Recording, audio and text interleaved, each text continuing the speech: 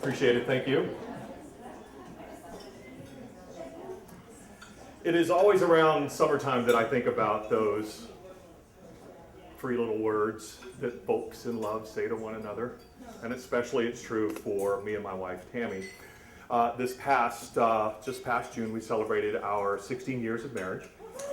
Thank you very much. We call it the Sweet 16, and had a great celebration. And as we always do, we say those three little words, and we reflect back on our wedding and the preparedness for it, because we made a point to get married on June 21st, which is the summer solstice.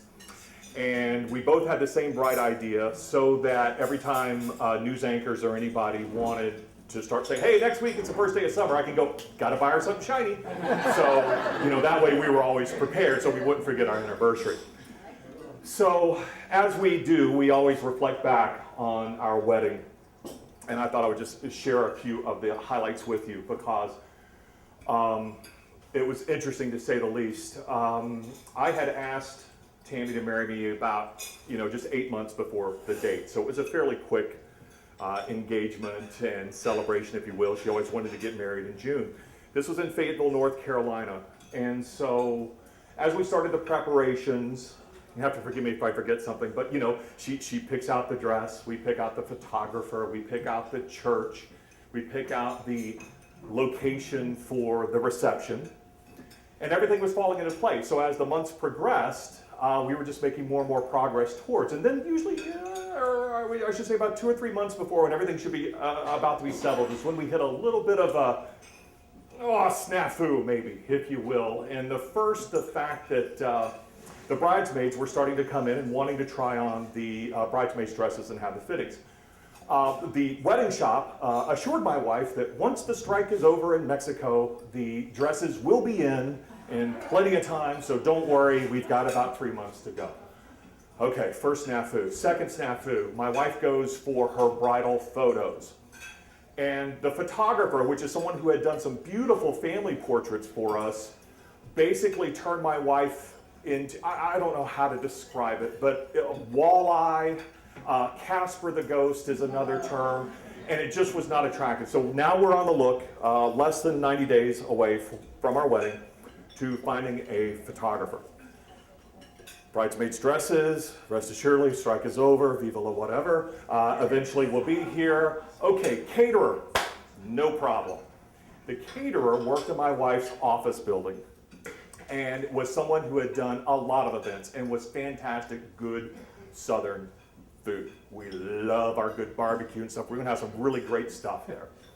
Okay, so he had a heart attack, and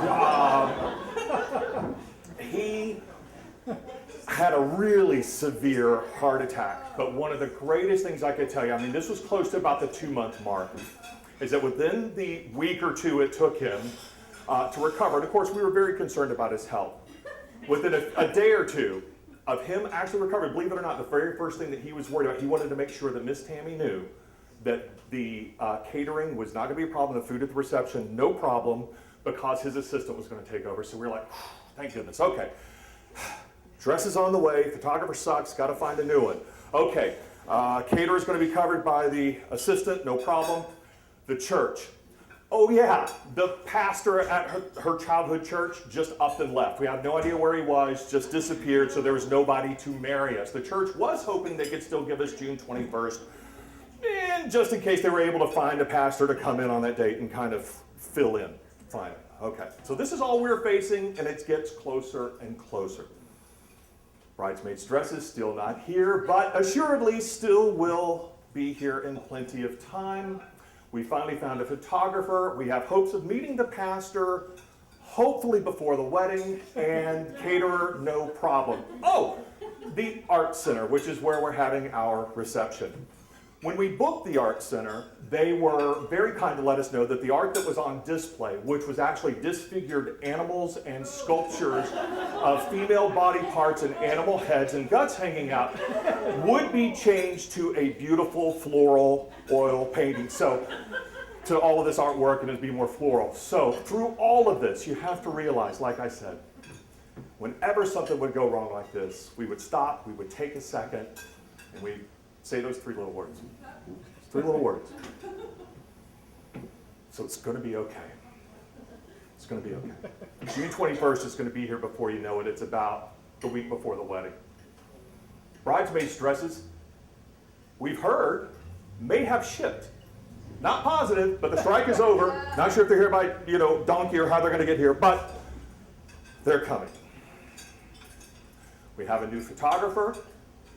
The church is set. We're looking forward to meeting the pastor Friday night before the wedding on Saturday. All right, right? All right, so what's left? Oh, the Art Center, where we're having our reception. They call. Remember I said this is North Carolina. You think it's been hot here lately? It was the hottest summer on record in North Carolina.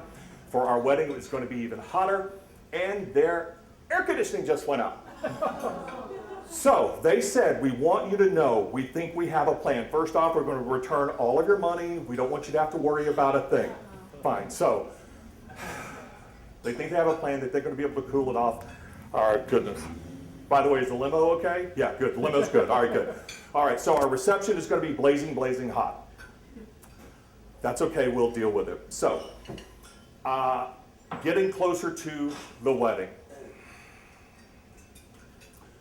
Let me just kind of jump to the wedding day will probably be best. Okay. Believe it or not, the wedding itself was absolutely fantastic. One little small snafu in the middle of it, no big deal, very cute. The ring bearer passed out in the middle of the aisle. 5-year-old ring bearer, just from tiredness. He'd been riding one of those Rocky horses all day and wore himself out.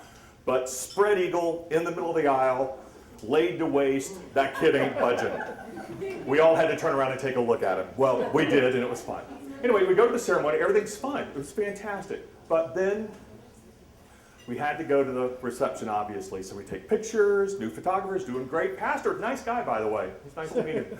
And anyway, so we had loaded into the limo. We take off to the reception. And as we walk in, we noticed things weren't quite right.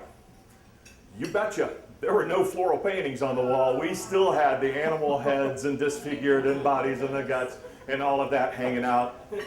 But the biggest thing was that the guests who were there were doing their best to hold the displays down in the middle of the table while trying to eat a little something, because the Art Center was kind enough to help cool down the joint by bringing in fire department fans. And if you haven't seen these, they're about 8 feet by 8 feet. So we basically had a reception that was in a convection oven. So then, my wife also noticed that people were taking their champagne glasses and dipping them into our beautiful champagne fountain that we had rented. And the food wasn't quite right. And what the hell is going on? There's no food. The DJ is playing some crazy music that we don't know anything about. Well, come to find out, the caterer, who was still recovering from the heart attack, his assistant, had decided to take all of our money and go on a drug binge and left the state. And they were still looking for him. But all of Tammy's family and friends were very kind to try and pitch in and cook all the night before, and nobody told her, and tried to give us our reception. So it was just fantastic. So Tammy and I took a moment, and in the blazing convection oven that was the Art Center in Fayetteville, North Carolina, I said to her, we're dancing, cutting cake, you're going to sling that garter, and we're the hell out of here. And she said, absolutely right. So we did all of those things in a matter of like 28 minutes. Got it all done, got pictures, got everything out, threw it out, and took off. We get into the limo, and the limo driver's like, you had me for like 4 hours, It was like, what are you going to do? I said, just drive and turn on the air because we're so hot. And as we sat there, just deflated, and there's actually a couple of bottles of champagne that have been chilled down, So I pop one, and my wife pops another one, and we're from the South, so screw glasses. So at this point, we chug it, we cool off, we sit there. It was our wedding day, and we got through it, and we knew that we could make it 16 years plus with anything, because if anybody could get through a wedding like that and the planning, we knew that we were destined to make it. And also the confidence of knowing the importance of those 3 little words that I have valued and treasured for all of our marriage. as we sat there in that limousine, they never meant more to me than at that moment when my wife took a big sip of her champagne, looked at me and said, "Want to have sex?"